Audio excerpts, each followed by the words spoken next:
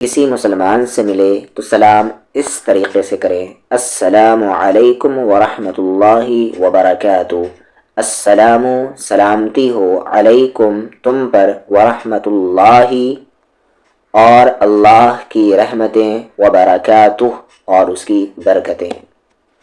کوئی مسلمان سلام کرے تو جواب اس طریقے سے دیں: وعلیکم السلام ورحمۃ اللہ وبرکاتہ، اور تم پر بھی سلامتی ہو، ورحمۃ اللہ اور اللہ کی رحمت، وبرکاتہ اور اس کی برکتیں۔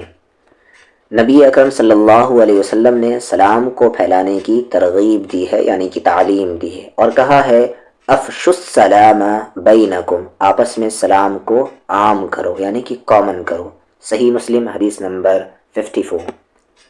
سلام کرنا اور جواب دینا باعث ثواب ہے۔ جب دو مسلمان آپس میں ملتے ہیں اور سلام کرتے ہیں تو ان کے گناہ معاف ہو جاتے ہیں۔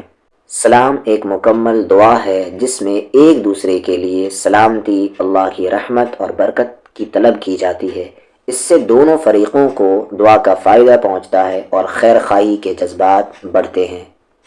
یہ صرف ایک رسمی جملہ نہیں بلکہ ایک عظیم دعا ہے جو اسلامی معاشرے کی بنیاد کو مضبوط کرتی ہے۔